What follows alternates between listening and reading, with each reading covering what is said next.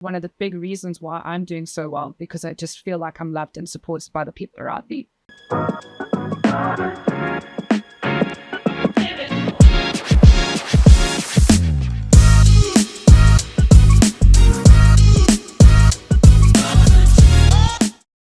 Yo, this is Gremlin. This is Kane. And welcome back to the Let's Talk Foreplay podcast.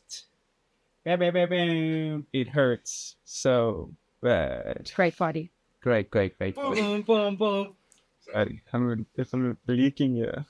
Leaking. It's already out. When did you post it? No, it's not out. But yeah. Okay, can we do a serious intro? That is the intro. No, man, that's terrible. Okay, Keep this all in. Just continue. yeah. Okay. Yo, this is Gremlin. This is Kane. And welcome back to the Let's Talk Foreplay podcast. Today we are joined by a very special guest, Dakota, in the building. How's it? Yeah. Hey. It hurts so bad. Sorry. And we should go get that checked out, right? Yeah, might need to. How you doing, my friends? Yeah, I'm good, cousin? Kazi. Yeah, So we Kazi. share a surname. Positive. Yes. Yeah. Until you change. Yeah.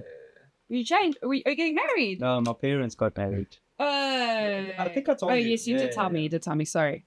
After 52 years. Well, that is a long time. It is a long time. Yeah. So enjoyed while it lasts. Ah. Our bloodline ends here. Damn it. Yeah. No more tiny potatoes running around. eh? Crazy. Are you Afrikaans though? In Canny Afrikaans practice. Candy Afrikaans Don't you think it's... Do you ever get like that thing of like, oh, jy's 'n potgieter, maar jy praat nie eens Afrikaans nie? Yeah, I'm from Nelspruit. Of course I get it all the time. It's- all the time. And the best part of all is like, I'm going to find me a nice English man and take his surname. And then I found the most English was Daisy. Oh. Yeah, so Oh, it's you're not even even- worse. yeah. Yeah, no, you can keep it, right? Love you, Thank babe. you. Yeah. That's crazy. Thank you so much for being a part of the episode today. Thank you. I'm excited about this. Of course, you know, we've given you your flowers on our podcast. You guys are so sweet. You guys are too nice to me. So for the audience members and the people that are watching that don't know who you are, could you give us just a quick intro as to what you do, and we'll get into all the details. Sick. Yeah, I'm Dakota. I've been a drum and bass DJ for 10 years. I celebrated my decade in December, Nice. and I've been a producer for about a year now.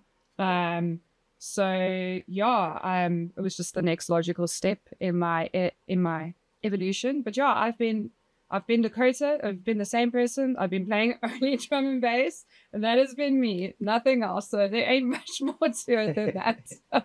And you also work quite closely with a few parties, Yes. and you do tell us a little bit about what you do outside of Dakota. So I am self-appointed artist liaison for church. Very, very self-appointed, but I'm pretty good at it. So if I was to ever lose my job, that's what I want to do with my life, is just be artist management, because that is a lot of fun. Anyway, but essentially I am the Cape Town representative for church, and I'm also I do all of the motion graphics videos behind the scenes as well. Oh wow, I Yeah. didn't know that. Yeah. Yeah, that's actually my crazy. full-time job. Okay. Yeah. Okay. Yeah. So let's touch on your full-time job quickly, because I think that's a very important aspect as to, you know, in the current state of things, most DJs, even successful ones like yourself, have full-time jobs as well. So, Yeah. you know, obviously juggling the two it can be a mission. But take us through, you know, a normal day in the life of Debbie. Yeah, so I've got with my partner, like I mentioned before, we've got a small animation company. He's predominantly an illustrator, and I'm predominantly an animator. And when I say animation, I mean After Effects motion design. And it works quite nicely with music, because I make my own visuals, and which I haven't done in a while because it's a lot of work. And yeah, I do promotional material, all of the dabby doubles, all of that stuff. I edit myself, I do myself. So yeah, that's what I do. When I wake up in the morning, I wake up at 5, I start working, and then at night, at like 6, I start producing. So it's a lot of sitting in front of a computer. but I'm actually a homebody, so it's fine. And how do you juggle that sort of like sitting at home all day in a computer, like, you know, health wise? It's obviously, it can take a toll. What do you do to counteract that? Well, I would actually say that drum and bass and then being able to perform sort of every weekend is my very active part of my life, and it's my going out and seeing people and doing the things. And but yeah, I mean, exercise, no, I'm gonna do that. I should do that. Drum and bass is the exercise. Yeah, You know what I mean? that's cardio. That's a lot of cardio. Your signature move is Yeah, my signature move is like just terrifying facial expressions, pulling zap signs at the audience, which is a sign of respect in the drum and bass community. Shout out. Oh. Yeah, we zap each other. If it's Oh, really is that good, what like, it's called? yeah, I love it. Like in the UK, they're like, fuck off. And you Oh, drop a really yes, cool yes, yes. beat. But yeah, like 2026 for me is a year all about balance and stuff. So it is something that I'm focusing on, is going for my walks every single day, doing my meditations in the morning. Yeah. amazing. Okay, so that's your day to day. We're gonna get into everything Dakota wise, but I just want to touch on Cherch quickly. So again, for those that don't know what Cherch is and what it's about, and I mean, even drum and bass as a concept, it might be quite unfamiliar to a lot of people, but we'll get into that conversation as well. For now, tell us about Cherch. Okay, so Cherch is an awesome party. I might be a little bit biased, but it was started by a group of friends in Johannesburg, literally 10 years ago in February. And we just celebrated that. I struggled to be like, I wasn't there from the beginning, so that's why I'll say them. I came in only in 2022. But anyway, they started this little drum and bass party. They were coupling things together and just putting on these raves. And then eventually, now Francois, whose DJ name is Repulse, him and his brother opened up a really awesome live music space. I'm sure you guys have heard of it, called Sonage, which is, in my humble opinion, the best live music space in South Africa. It's awesome. It really is. Is this in Jersey? In Joburg. Yeah. What area is that in? It's in Straight on Park. Okay, I've heard of the name. I didn't realize that it was a venue. Yeah, it's a venue. It's an awesome venue, and everything that you see in that venue was built by those guys. Wow. Yeah, like proper passion for live music, and we're talking metal. They do hip hop parties. They do everything, but their staple party is Cherch. It's from Francois' side, one of the brothers. And yeah, Cherch has been throwing high quality drum and bass parties for many years, with a focus on lights, lasers. It's a whole show. And yeah, I got involved in 2022 because I have a working relationship with the guys, because some of the guys in the team have a small production company. They do filming and stuff, and I was their primary animation supplier. So I already had quite a long professional working relationship with them. And they were like, cool, we want to expand into Cape Town. We want to start bringing down internationals, but we can't just do one show. Internationals when it comes to Cape Town, for obvious reasons. So they needed a point of contact. They needed somebody to represent Cape Town. And that was me. They chose me. It was really nice. Thanks, guys. I love you. So yeah, I've been with them for like 4 years now. That's amazing, man. Yeah, shout out to the Cherch guys. We also gave them their flowers last year as one of the coolest events that I've seen. I mean, the amount of international DJs they're bringing over. And for me, it's a discovery thing, because it's obviously a passion of mine is drum and bass, but I'm not that tapped into it. So when they're bringing out these artists, I'm like, who is this? And then, you know, it's new artists for me. Like, that's a cool thing about it as well. It's not.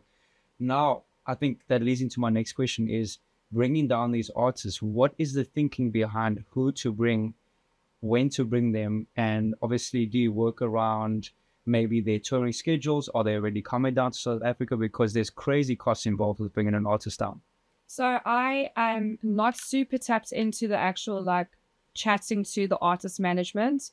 That's what Francois does. He is the man. He does so much work behind the scenes, speaking to he's constantly speaking to management labels and trying to get artists down. And a lot of the time, it just comes down to availability and who we already have a relationship with. Our first artist was Enai, and that was just really easy to choose because he is just, I mean, the GOAT. I'm big fan. It was very difficult for me when I met him for the first time because I hadn't really, you kind of have to get used to hanging around these internationals and to not treat them like you're a fangirl, which I learned very quickly. It's hard, but it's, but yeah, Francois mostly deals with that. Literally, I had a call with him before I came here, and we were talking about him trying to break into a new management label, trying to get artists from there because we have basically like pretty much booked like a lot of other artists on specific labels. But yeah, did that answer the question? Is that generally the tactic though? Like reaching out to record labels or like management groups and being like, hey, you have a select bunch of artists that we enjoy just listening to, we'd like to bring them down to South Africa. Is that like the idea behind? Yeah, normally in the beginning, that's how Francois did it. He would approach these he would approach them and be like, hey, we're doing 2 shows. Is your artist available? But now what's really cool is because we've got such a cool track record of all of the artists that we've brought down. I think one of the biggest ones for us that changed the game was Katie Coven. Oh my gosh. She just absolutely changed the game for us. If you don't know, she is a drum and bass singer. And she is so incredible. She actually used to be in the dubstep scene. She did a lot of dubstep songs. Koven. Yes, Coven, yeah. Or Coven, I think a lot of people call it that. But when we brought her down, it was also like quite cool for people to see that, it is safe in South Africa, because a lot of people don't know that it is. Yeah. I mean, let's be real, there are places that are dangerous. I'm not going to be taking you to those places. Also, we're South African, we know, like, you're safe with us. But yeah, when we brought her down, it completely changed the game for us because we took her to go see giraffes and like animals, and she was looking at the penguins, which I insist every single time when they come down here, we have to stop to see the penguins. Every time. It is on my stop. It actually happens every single time. Every time. Someone, that artist that's here, see them with the penguins. It's because I make them. Right? I'm the artist liaison, and we will see the penguins. And they love it. Penguin. Yeah, she's just trying to go for... They may or may not look exactly like my cats. Insert picture here. But yeah, she that sort of changed everything for us. And now sometimes, and a lot of people contact us now to be like, we want to come down. And we get to say yes, which is also really nice because then we get to negotiate better fees for us. Yeah, because now they are the ones who are interested instead of... Yeah. So yeah, like for example, we just had Circadian, and he actually used to be one half of the prototypes. That was an easy one because he's already been here before. He performed after Ivy Lab in 2018, I think. Anyway, but yeah, like we essentially want to make South Africa a legitimate stop for these artists. And that's sort of why we do this. We do 4 shows a year, and we've been doing it since 2022. So yeah. Incredible. I think it's such a testament to the health of the drum and bass scene in South Africa. And I think it's safe to say that it's turning very progressively into an industry now. If you're talking about bringing out all these artists, building venues, creating jobs, that is, an industry, not just that's not just a party or whatever. Yeah. Okay, so that's Cherch, and obviously your artist liaison responsibilities includes taking them to see the penguins and that kind of thing. But from the point of them landing in the airport, getting them to the hotels and restaurants and all that stuff, is that all you? Is that in Cape Town specifically? Yes. Okay. So I put together a little itinerary, and it's basically like, cool, the guy's down for 2 days, he's down for 1 day, and then I'll give them options of what we do that day. And a lot of the artists are very responsive. So I'll just send that through to them, and they'll tell me what they want to do or don't want to do. and then I will pick them up from the airports and drive them around for 2 days. So I have the best job in the world. I get to hang out with my idols. And I get to see penguins. We love it, penguins.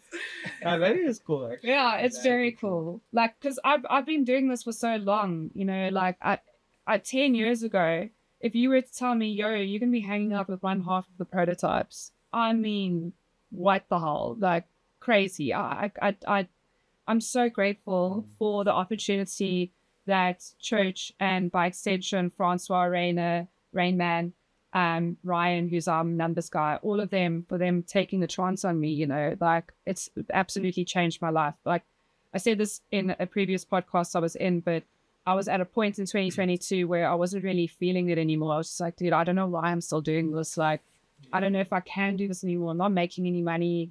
And then I got that phone call from the guys, and then I was like, okay, cool. Well, this is my calling. So yeah, calling. Let's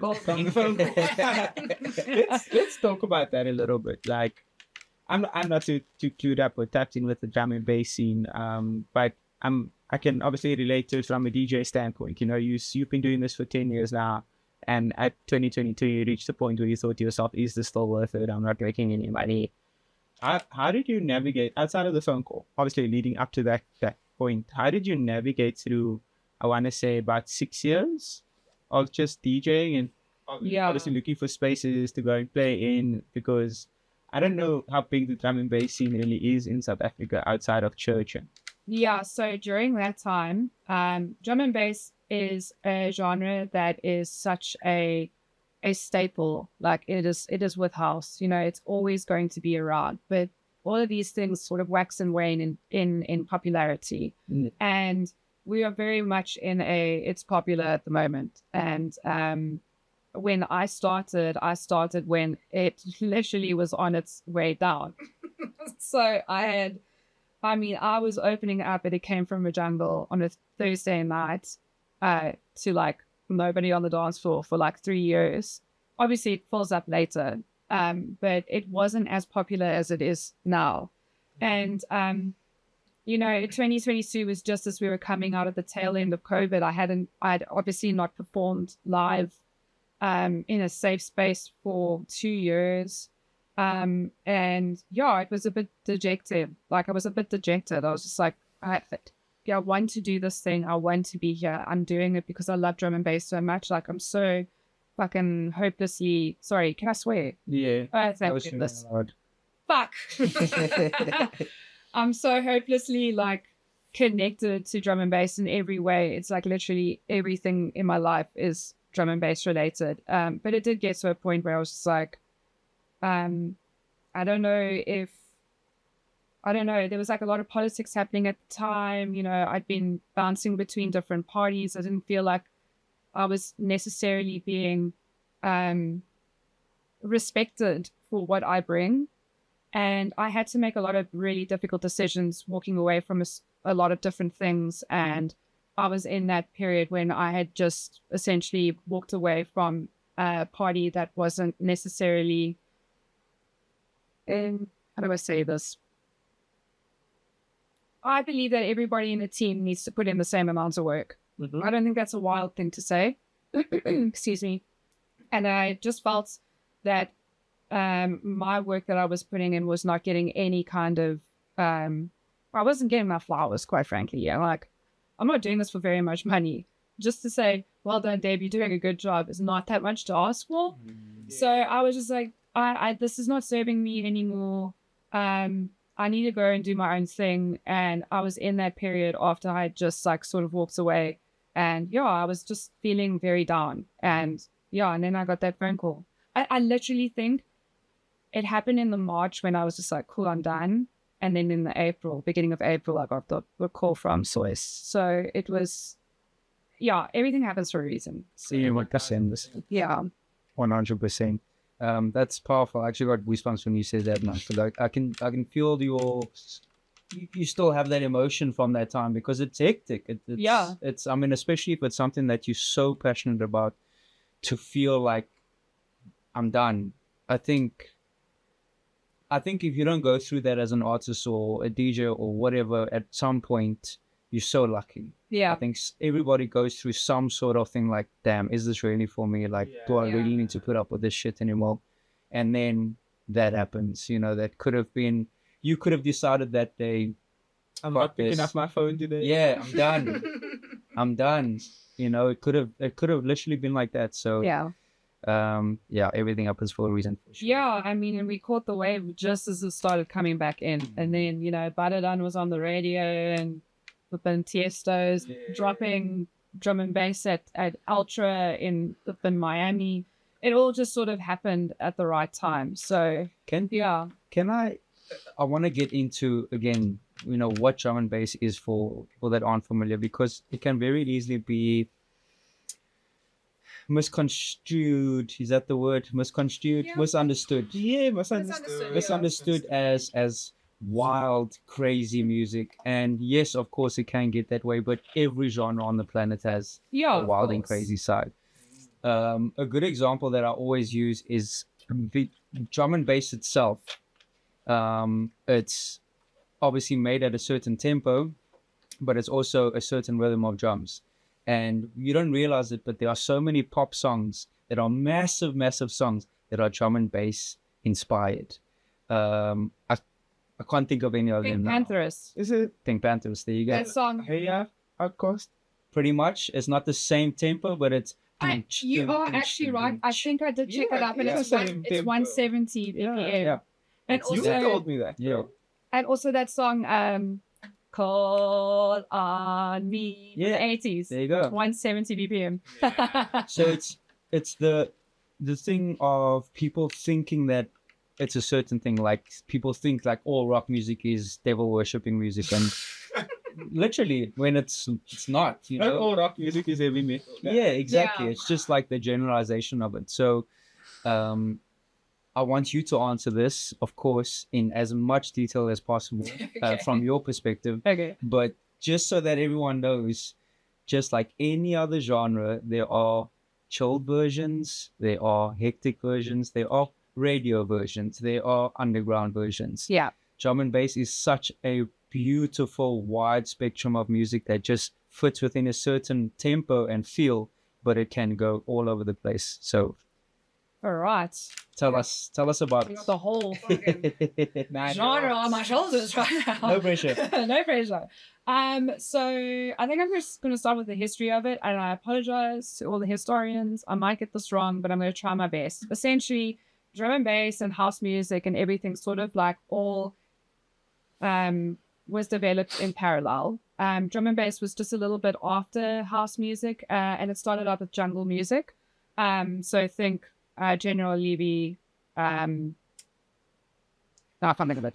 Anyway, but the point is that it was very much about sampling and resampling old breaks. Yeah. Okay, so like the Amen break and the sync break, for example, and essentially just resampling it and then making it into a tune. You know, like we all do. Sorry to pause you there.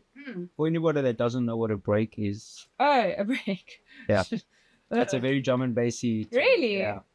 Do I mean, people not know I what- guess do you hip not hop know and what a break is? turntablism too. No, crazy. Okay. So essentially, people used to take old records and they would find one little section of it that would have a really cool like drum breakdown, Okay. and they would cut that out and then just speed it up.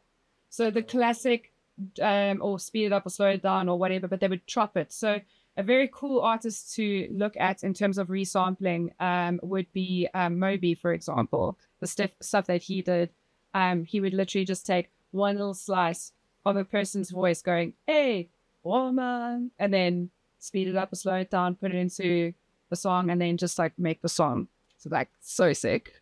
Yeah, if you guys ever want to go, I'll actually send you guys some videos on how people do music that way. It's very cool. So essentially, people found these breaks and then they would make entire songs out of them. So Sorry to pause you again. Yeah, That's sorry. where break dancing came from.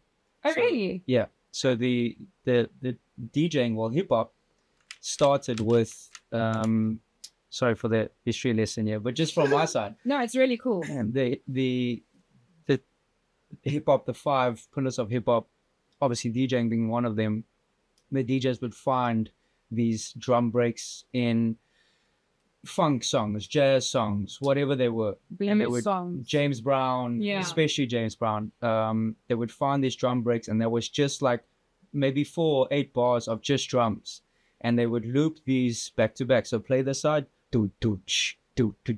next track. So they'd have 2 copies of the same record. Yeah, and that's then what juggling. the dancers. Yeah. So the dancers would dance to the breaks. So break dancers. The bridge. Yeah, Bring it there up, you go. bring it up. Okay, face. So when Dakota was mentioning the Amen break and Think break. yeah, Amen is like probably the most. That is popular drum one. and bass. That is the one. That is yeah. drum and bass. Yeah. That's what it is, but it was obviously 87 BPM, but we look at it as double as 170 or 165 or whatever the case may be. So yeah, that's so cool. It's just it's such a cool. And all electronic music came from this, you know. House did it. All of the different genres did it, but drum and bass / at this point it was jungle, which is a lot more reggae. It was born from sound system culture where it was very like Jamaican, where people would build these crazy massive speakers system, and then they would literally play who's going to be the loudest, and the crowd would decide. So again, I'm so sorry, I'm getting this all mixed up. So I'm just like the bits that I do know. But eventually jungle transformed into drum and bass, which had a lot less sort of percussive elements in it because jungle's very heavy on the percussions. And then drum and bass sort of stripped it a bit more back. And then out of that, there's just been so many different subgenres that came out of it. You've got your neuro, which is very, very heavy, very, very hard, think for oak sort of artists. Then you had neuro funk, which was the precursor to neuro, which where like Noisier is old school Noisier. Then you've got dance floor, which is what Cherch sort of focuses on. Think of it like the big room of drum and bass.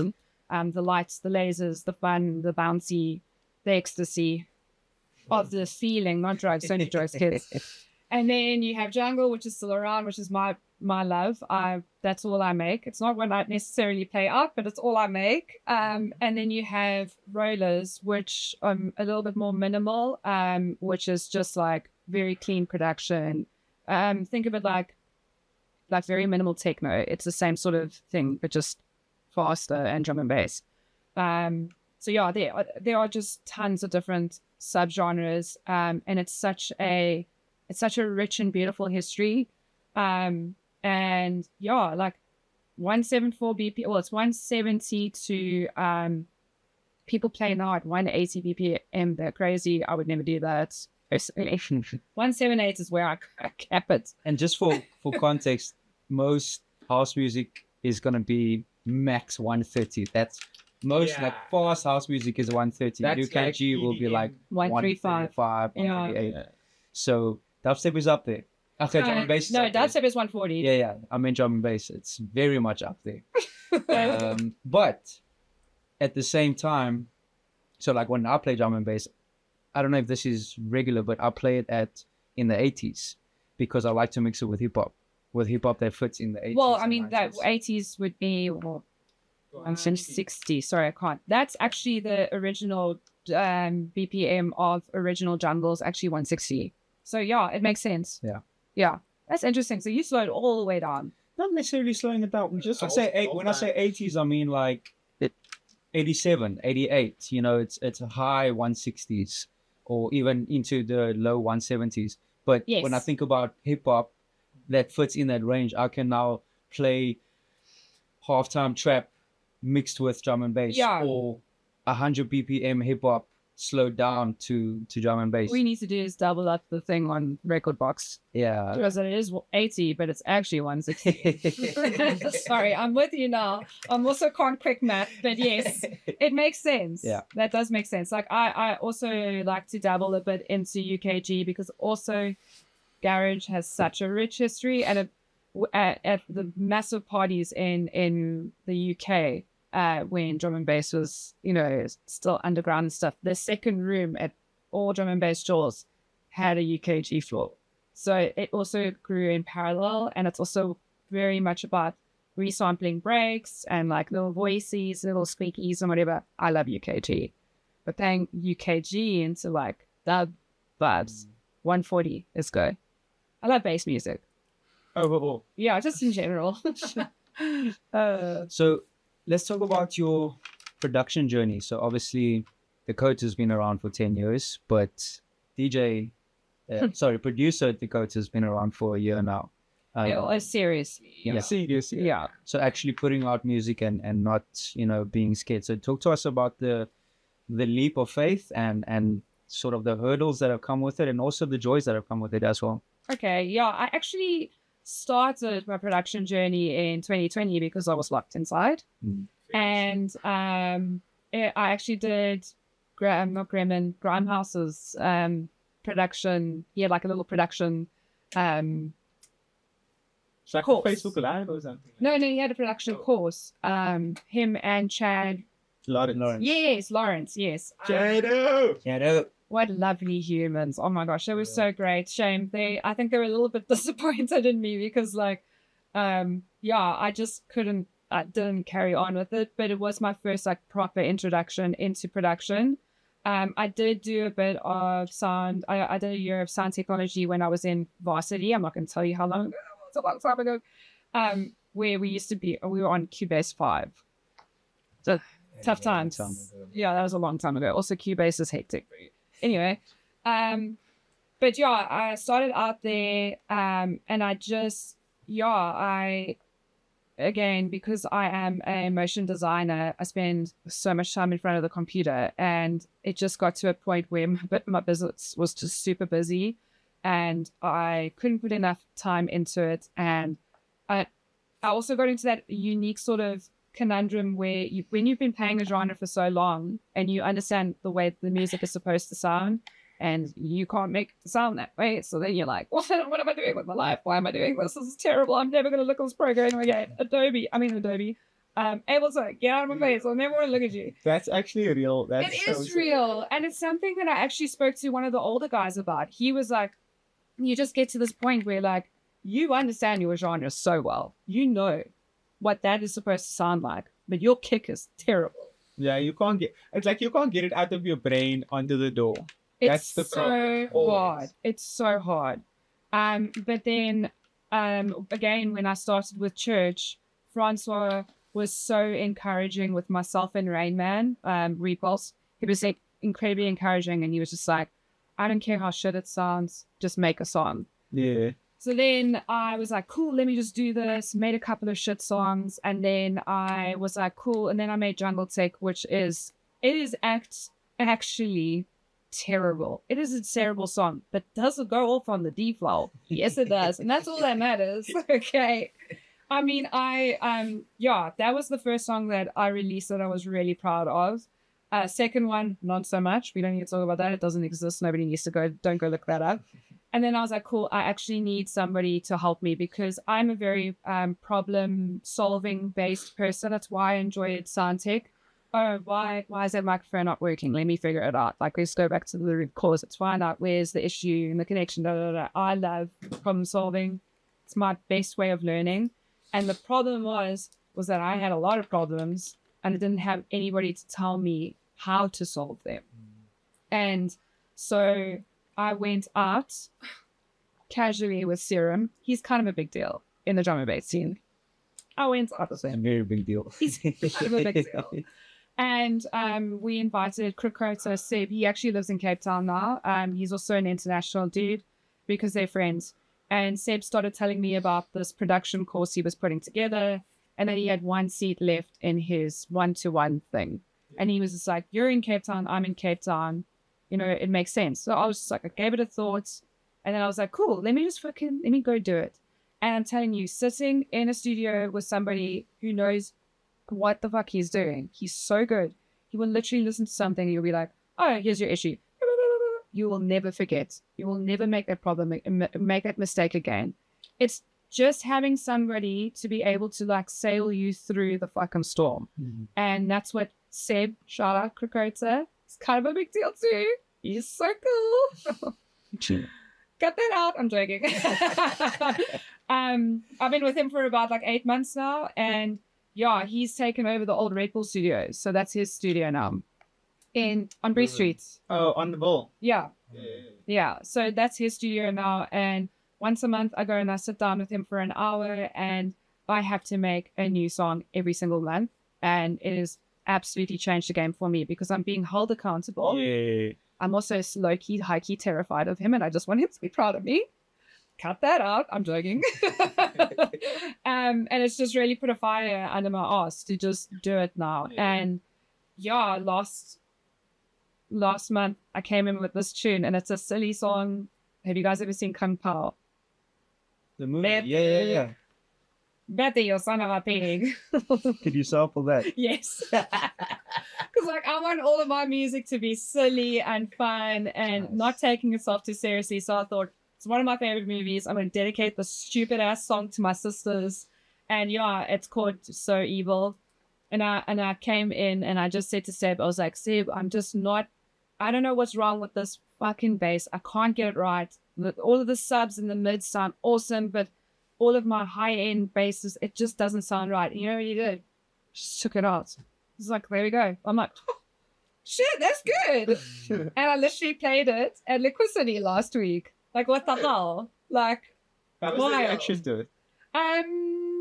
It was interesting because I predominantly play a lot of dance floor, but I make a lot of more low-end, heavier tunes. So I kind of banged out all of the roller jungle in the beginning of my set so that I could play as many of my tunes as possible. And then I went into the dance floor, and it actually worked really nicely because my whole thing and my sets are all about the journey of drum and bass. I want people to hear as much different kinds of drum and bass as possible. So Seb was on stage with me. Subsonic was also on stage. These are all names you don't get, but it's kind of a big deal. Nah, sure it is. I'm just like throwing names at you. Sorry, dude. I don't mean to put you on the spot. I'm so sorry. I just feel like I'm yapping at you. Hi. Somebody didn't understand. I'm so sorry. I was just trying to feel like Kane is every person watching our podcast right now. yeah. Also, I don't want you to feel like I'm like keeping you out of the conversation, you know. So I was trying to include you by talking at you aggressively. But yeah, I loved it. It was a bit of a roller. So like people were like, oh shit, that I wasn't expecting to hear this at Liquid City. I'm like, well, this is what you're going to listen to. Okay. But it's also because you're like, it's a platform. You've got all these people on the stage. They could just be like, damn, what song was that? And then you say it's mine, and they're like, oh fuck, that's crazy. For the first time in my life, after I played a set at Texas, I played one of my other tunes that we're actually trying to get those 2 tunes. We're gonna finish them and then try get them signed.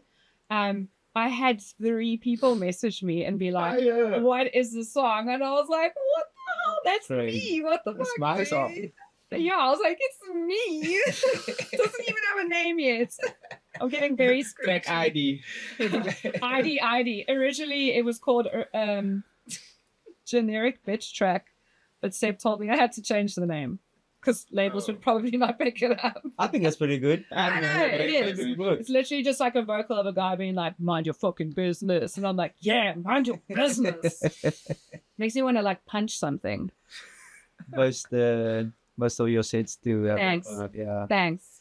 I must say, so obviously booking you for It's So Bad, I was so excited, but I told you I wanted set. you to come and do everything that you want to do, not just drum and bass. And it was mad. Yeah, I got to play the shit that got me into drum and bass, which was like the old school dubstep from like 2010, 2011. Yeah, it was sick. I loved it. I want to play more dubstep and not necessarily UKG. I would do like separate sets for it, but definitely dubstep. I'm actually playing at a party in Johannesburg in 2 weeks' time. System of Synergy, shout out. And the basically the brief. I love me a brief. The brief is like down in the trenches, like, fucking minimal.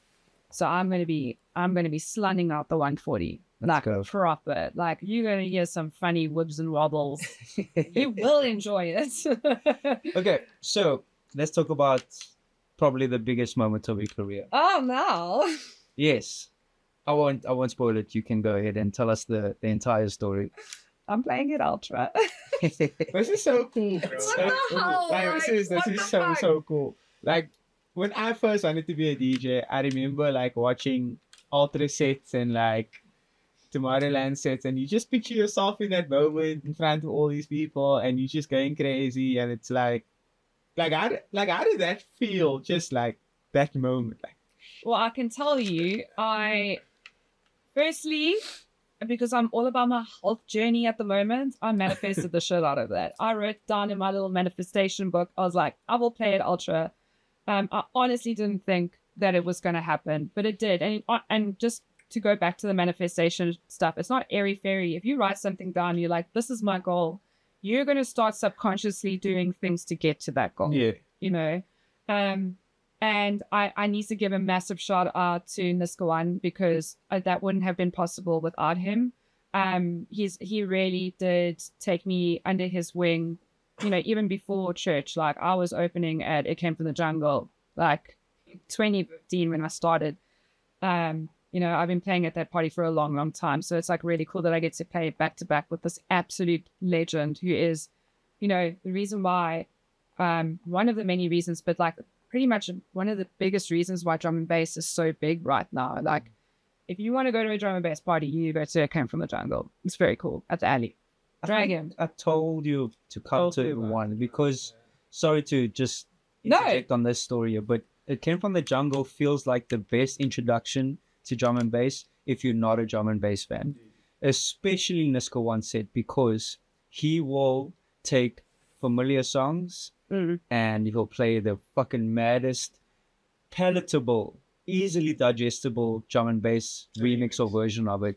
And you could be like, oh shit. And then you find yourself singing along to it. Next thing you're dancing. I always say, man, the best way to experience a new genre or maybe get into it is to go to the event. See how people react to it. See how they dance.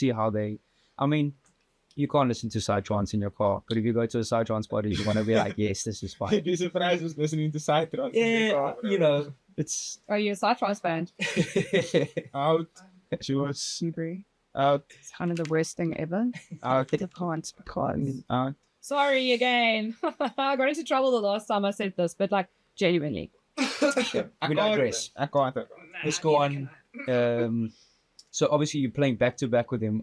That again is such another cool thing. Like, Ultra alone is dope, and now you're doing this back to back with him. Yeah, I'm like still again. I'm in such a state of shock because I got the message, and I literally started screaming, and Owen thought that we won the lotto, and I was like, I'm sorry, babe, but I got Ultra, and he's like, that's a kind of lotto. I'm like, that yeah, kind of a lotto.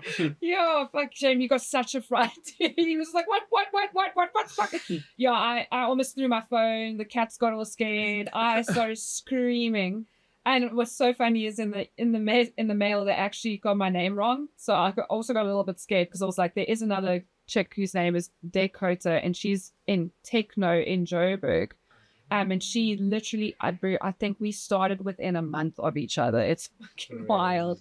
So they'd spotted Dakota, so I was like, wait, is that me? So then I messaged him and I'm like, hey, just want to double check if you got the right person. I imagine it is because you want me to go back to back with Niska One, and I don't know if Dakota plays drum and bass, but I mean, if you're looking for me, then it's me. You know, this also happens a lot too. Miller from A11 and Miller Rose. Can I tell you, when you guys were talking 100%, when you guys mentioned Miller, I thought you were talking about Miller Rose. Oh yeah, this happens. Two different people. It happens all the time. And there's a Mia and a Mia. Yes. There's like 4 or 5 of them with like the same names. Yeah. That's crazy. Like Miller will get booking requests and then people will be like, oh, we search for Miller Rose. Like, come out and do that. It's crazy. Yeah, I mean, it's so tough out here because like you have to come out with some crazy names. People confuse me with grandmas a lot. So they'll be like, Joy, and you don't wear your mask anymore. I saw you playing Lost in like 2005, bro. That's crazy. And I'm like, it's not me. But you were in high school in Yeah, 2005. I'm calling you Archer. High school 05. Yeah. Yeah. Yeah. No, almost. Yeah. Get in there. For 6. Also than you. Fuck. Yeah. How old are you? I'm 26. Oh. Yeah. So young. Oh, how did you guys get in You see, contact? they when I'm with them, I'm the old. They call me Aunt. Yeah. What they don't realize is in most of the friends groups that I'm in, I'm usually the youngest person. So Yeah, being in your 30s is interesting. You'll love it. Oh no. No, you will. It will. You will. I love my 30s. What was that, sorry, bro? Ultra. Right, Ultra. So okay, so you get the email Yes. from Ultra. Yes, Okay. no, it was from the agency that's managing the artist for Ultra. Okay, cool. Got you. I can't recall them right now. I'm so sorry, but they were really lovely. And yeah, we are literally in the process of doing artwork still. So Okay. yeah, it's still very early days. But And yeah. when is Ultra? End of next month? Yeah. In 26th of April. Yes. 26th 26th of Yeah. April. 27th is Joburg. Nice. Yeah. No. Something like that. No, I think the 26th is Joburg and then the 25th is Yes. something. Something like that. It's on a Sunday. It's actually on a Sunday. this. Really? Yes, In Cape because the Monday is a public holiday. Oh, okay. So it's going to be our vibe. Okay. Well, Well, but that's yeah, amazing, man. That's yeah, I'm still in so much shock. I'm also so surprised by like the reaction I've gotten from people. People have genuinely been so nice about it. I've gotten such nice messages from people from my past, and like, yeah, everybody's been really, really cool about it. So Why do yeah, you think it's surprising? Why do you feel surprised by it? I don't know. I think I've been. Yeah, should I get into this? Okay. Yeah, we are. I think one of the things that I don't know if you've experienced it or if you've experienced it too, but have you guys noticed like sometimes when you get very popular, people tend to be a little bit in the scene, tend to be a little bit more salty and nasty to you. Yeah. It's natural. Yeah, that's normal though. Yeah, I'm still busy grappling with it. It's been quite interesting. But like I've got a lot of the older guys who talk to me and help me through it because like I didn't know what it was in the beginning. I was just like, dude, what is going on? Yeah, you notice it a lot with like backhanded compliments. Yeah. So it'll be like, yo, that's so cool. I wish it was me. Yeah. Yo, that's so cool, bro. Like, I tried and it didn't work for me this year, you know? Like, you can say That something. sounds very nice. That sounds okay. Yeah, but you can say something without the Yeah. accessory added to it. Yeah. I think this can lead into one of the questions I wanted to ask you, and naturally, you know, it's the element in the room is that you're a female DJ, and What? yeah, Huh? Who knew? Yes, I have boobs. in case you didn't know, it's a great way to, you know, soften the blow. He's blushing? Yeah, he's gonna shut up. Boobs. Calvin has a very tough time when it comes to this aspect of the Why? DJ conversation. Oh, Why do you say that? tell me your feelings. Why do you say that? Huh? Why do you say that? This is without like the same conversation that we had with Yash last week. And like you got visibly uncomfortable when we spoke about it. You know what it is?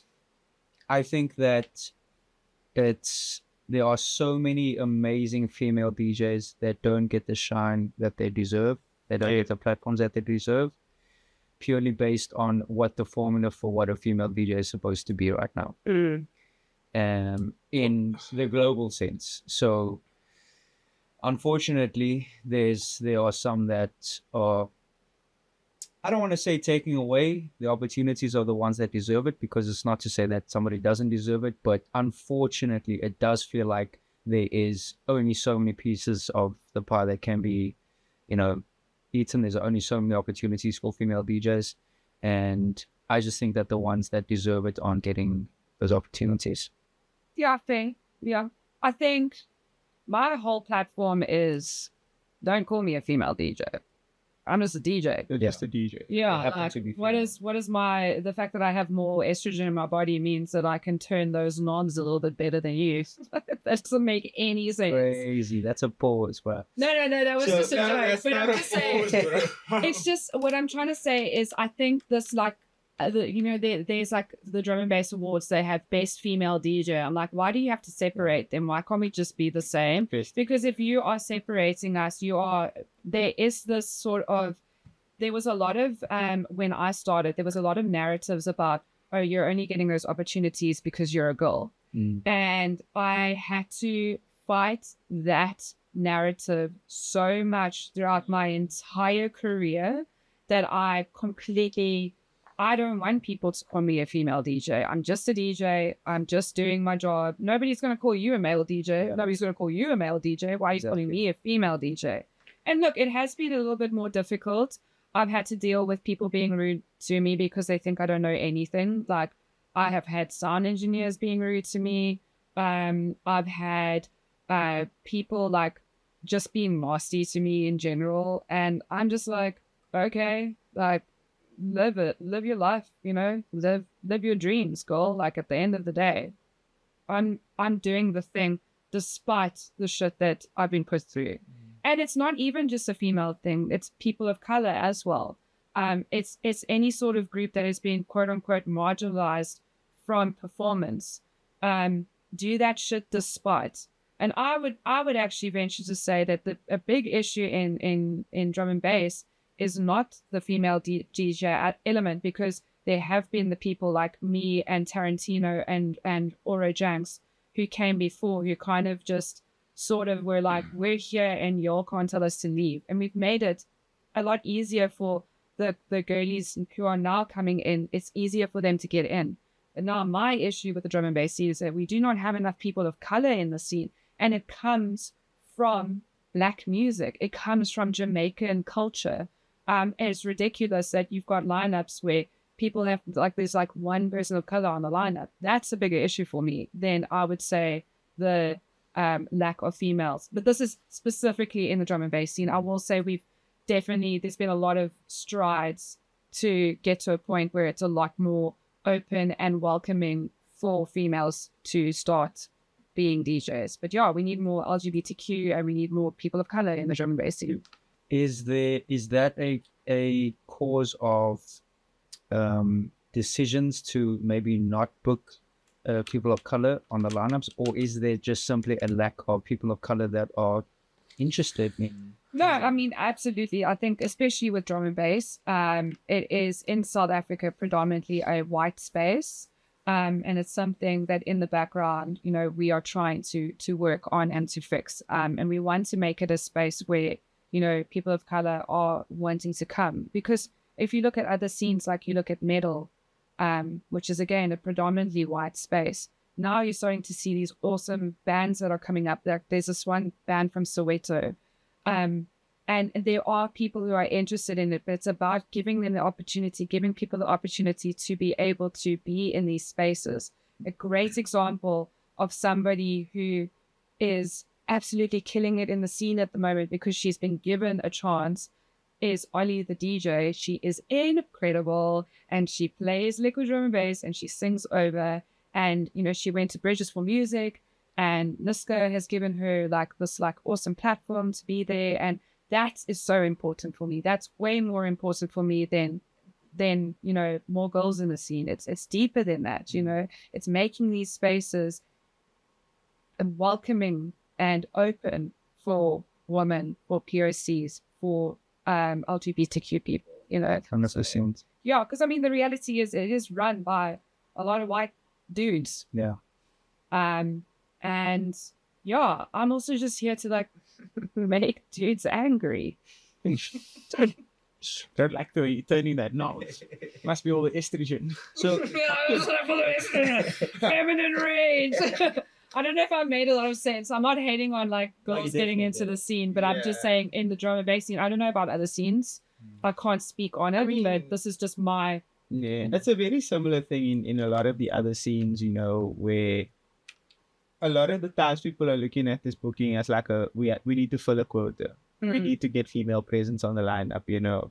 And it's like I've been saying, there's a lot of amazing female femme and queer DJs out there that they are more than just a quota booking. Yeah, exactly. Just presence on the lineup and fulfill, Not just ticking a box. Yeah. just ticking a box. Because I'm not that booking anymore. Like I used to be. I will say that.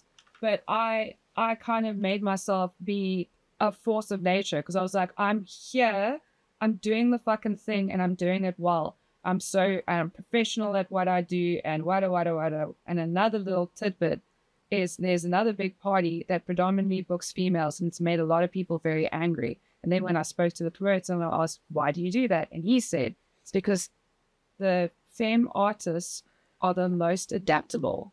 They are the most professional. Because we know we can't step 1 foot out of line because then you will never get booked again. We are professional. We do not drink. We do not fuck around. You can put me in the beginning of the party. You can put me at the end of the party. You put me in the middle of the party. I'll smash it. And it's the same for all of the other women who are killing it in drum and bass at the moment. And we kind of, by forcing ourselves in there and by making our presence so known, we've actually really started to tip the scales with the amounts of women that are booked in specifically the drum and bass scene. I don't know if that answered the question. What was the question? It doesn't matter. It really doesn't matter. Yeah, but No, it's good. I want to come back to the thing of you feeling maybe surprised by some of the love that you were getting. I thought I got out of that one. Do you? No. Well, the reason why I asked you about the whole female side of being a DJ, do you think that there was always that sort of thing of like, oh, congrats. Absolutely. You know, Dude, I literally had somebody say to me, you are killing our scene because you are just a DJ. What? And you are taking opportunities away from the producers. I'm not going to get into the argument about producers versus DJs because that's not my place. That's the stupidest argument in the world. My argument has and always will be and I don't want to get into a massive argument about it. Y'all can have a discussion in the comment section, but I will say the job description of a DJ and the job description of a producer is completely different. You can make the best tune under the sun, but if you stand in front of a crowd of people and if you have the ability to keep them there and to keep them dancing, then by all means you're a DJ, brother. Like go off. But yeah, I've had a lot of people be very, very hectic with me about the fact that I'm just a DJ. And then I was just like, cool, well, can you keep people on a dance floor? Yeah. You know what pisses me off about that is that they wouldn't say that to Nisko Hyphen. And that was my exact argument to them. I'm like, why are you not having this discussion with those dudes? Like, and also at the same time, those are the guys that, no, that's not right. Actually, those are the guys that the reason that we're all here having this argument. You know what I mean? Yeah. They were the ones who forged the path for us. And they were rude about Niska and Hyphen and all of them. And I would be there in those circles and be like, actually, shut your mouth. Because at the end of the day, the only reason that you're here and you're playing this music and you're enjoying it is because people like them did it before us. Yeah. And then we have to have the respect for what they did and the opportunities that they've given us. And a lot of people don't see it that way. And that's also why I'm also very passionate about being respectful to the people that came before us. You know, a lot of these lighties don't have that. I'm such a big Hyphen fan. It's a silly argument, man. Like, it's like you said, it's the same thing that Yash said last week, where he said, like, yes, you're a producer, you make good music, but if you don't know how to play that good music to an audience of people, what's the point of the booking and what's the point? And I think this is kind of like the big thing about festivals, especially stuff like Ultra and that sort of thing. It's like, I don't know where people started getting this perception from that the bookings for those types of events go strictly to producer DJs or strictly producers now who make their own music. That doesn't make any sense. I don't know anything about that. No, I'm just saying in general, that's like Is the that what they perception say? of it, yeah. Because if you look at the lineups, it's a lot of producer DJs Which is cool. compared to just regular DJs. Yeah, I think that's cool. I do think though, like, because the bar of entry to be a DJ is so low nowadays, they are trying to sort of keep it a little bit higher. I mean, no, I mean, but I mean, it's facts. It's 100%. It's absolute facts. Like, how many people can do what you do? How many? It's a skill. Like, I'm not coming for you. Absolutely not. We're in the same bracket. But I'm just saying, like, the bar of entry is so low at the moment that, like, you kind of just have to lift it up a little bit. Like, cool, you can press sync and those two tunes sound good together, and I guess, you know, whatever. But, like, where's the art in that? Where's the artistry in being able to... Do you use the sync button? Why are you doing that? No, I don't use the sync button. I know the benefits of the sync button, though. No, agreed. It makes a lot of sense. But I will say that if you are starting out as a new person in the scene, not you, I'm just saying, if you're starting out, learn how to mix properly. It's the bare fucking minimum, dude. The bare minimum. Just learn how to beat match. It's so easy. Q Eminem Pro DJ Academy.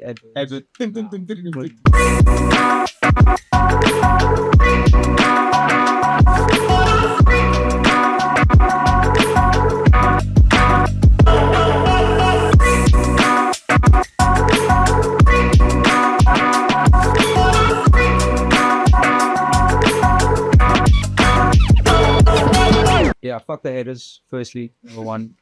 I love you guys. I actually do, because I operate on spite. You're valid though, valid. Like it just gives me the feel to be like, cool, I'm just going to put so much work into this and prove you wrong. But so now, let me pose it like this, because we obviously spoke about like mantras and mentals. Like, does that not make you tired? No. Gosh, spite is a great thing. No, I'm joking. Yeah, so I will say it is quite taxing, but I will say the joy that I get from playing this music that I love so much on these stages that I never thought I would, like, makes it all worth it at the end of the day, you know. And one of the things that I decided to do a couple of years ago is I made a very concerned effort to remove myself from anything that was making me unhappy or anyone who was making me unhappy, and people who sort of like brought me down and stuff. And I started to focus on people who filled my cup. And, you know, that happened with, you know, Francois and Cherch, and being involved with them. And then also my little tight group of friends. And since that's happened, and since I made that decision, that's when I started to soar, quite honestly, because I wasn't being sort of held back by people who were whispering in my ears that I don't deserve what I have.